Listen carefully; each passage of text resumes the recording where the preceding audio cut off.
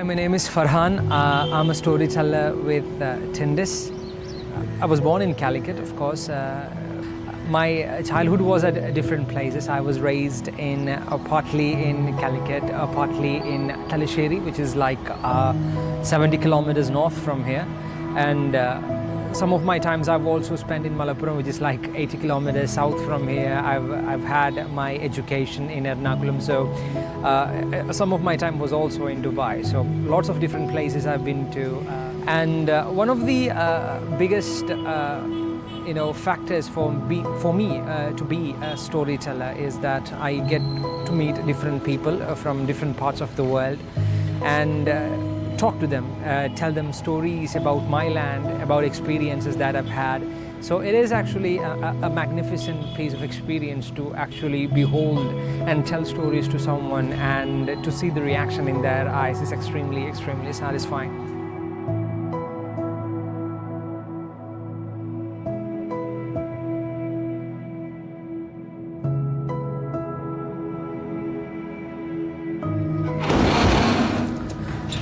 My first experience with the Beypore Uru was back when I was in 3rd grade, and we were brought here as a part of an excursion to learn about the history of seafaring in Kerala. My first impression of this magnificent structure was that it was huge. It was tremendously, tremendously huge.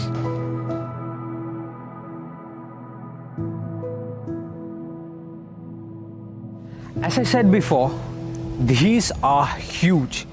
Now, Urus are essentially these medium-sized ships used for navigation, from carrying goods and as well as transporting people.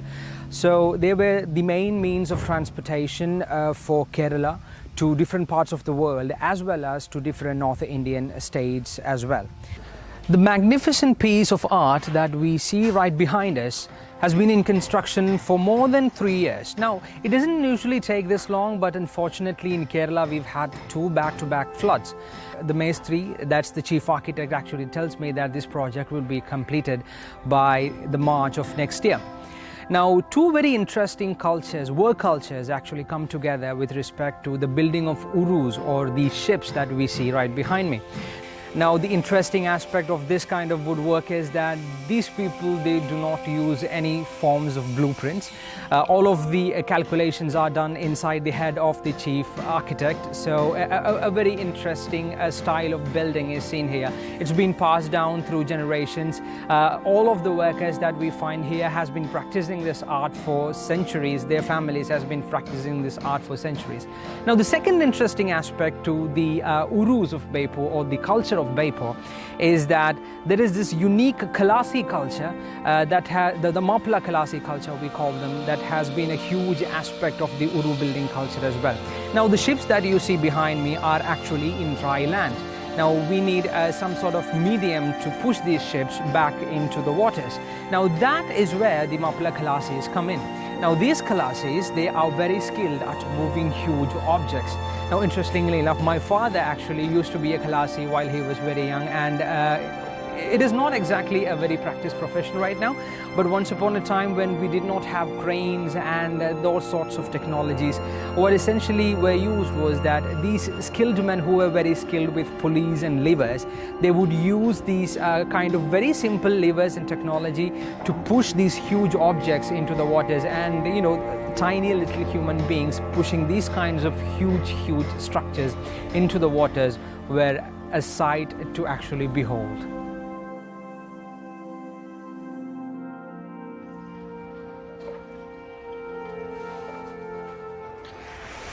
Right now, we are in front of the Commonwealth tile factory. It is the oldest, if not one of the oldest tile factories in this region. Unfortunately, due to COVID-19 protocol restrictions, we are unable to get inside to have a closer look at the entire manufacturing process of tiles in this area. Now, the story behind the Commonwealth tile factory is actually quite fascinating. It was actually made by the Basel Mission, is actually based from Germany, and during the conquest of Napoleon Bonaparte through the territories of France, Basel was actually a small village in the bordering areas of Germany and France. And they prayed to their Lord that if they were saved, they would use the entirety of their life and savings in the path of the Lord. And fortunately they were actually saved, and they came in one of the areas they came in to make a difference was the north of Kerala. Now at the time of arrival, the conditions in Kerala was actually quite interesting. One, because Kerala had this rampant caste system back then. Now during that time, the feudal lords, they wanted the people who were of lower births, according to them, who were from lower births, to serve under them for as long as possible. One of the first initiatives of the Basel mission was that they established industrial franchises, industrial institutions rather than education institutions, so that the people who converted into Christianity would be able to have a livelihood. So this was a very peculiar strategy adopted by the Basel mission. Now you might see the name of the factory that is behind me is the Commonwealth tile factory. It's not related to the Basel mission or to Germany in its naming. During the Second World War, this factory was established way back before. It was in the mid of 1800s.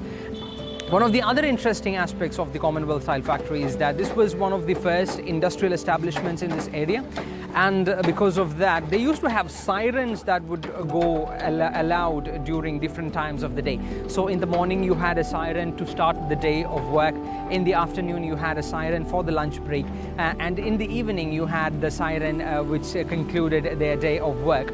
So these three sirens was essentially how the people in this locality knew about what time of the day it was, because back in the day they did not have watches and they did not have the technology that we have right now to access time. So back in the day, how the people in the surrounding areas of where we are right now, how they knew time was listening to the sirens of the Commonwealth Tile Factory.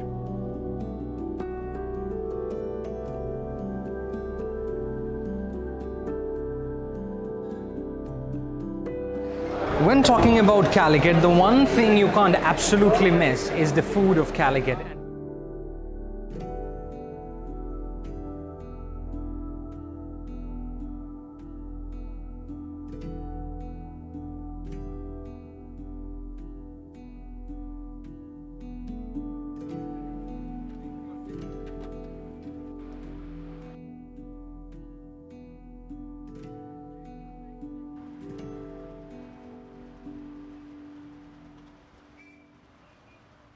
And when I talk about food of Calicut, it has to be the Calicut Biriyani. It's not just about the sophisticated flavors that are inside the biryani. It's not just about the spices. It's not just about the entire taste surrounding the biryani, but much more than that. It's the culture. It's everything that Calicut represents. It has a bit of love in it. It has a bit of care in it. That's how we serve Calicut Biriyani. Now, arguably the best biryani that you can eat is from the marriage ceremonies in the Malabar region, especially the Muslim marriage ceremonies in Malabar region. Let's grab a bite of biryani then. Now, the biryani is not a dish that you eat as an individual, as a person. It's not a dish like that, but biryani is something that has to be enjoyed as a group. You have to have somebody in company while you're enjoying biryani. That's just how biryani is eaten. So this was our time with the Zamorin Trail of Calicut. So I hope all of you have had a wonderful experience with Tyndis and with Unknown Planet in exploring and learning and hearing the stories of Calicut. So this is Farhan, and bye-bye.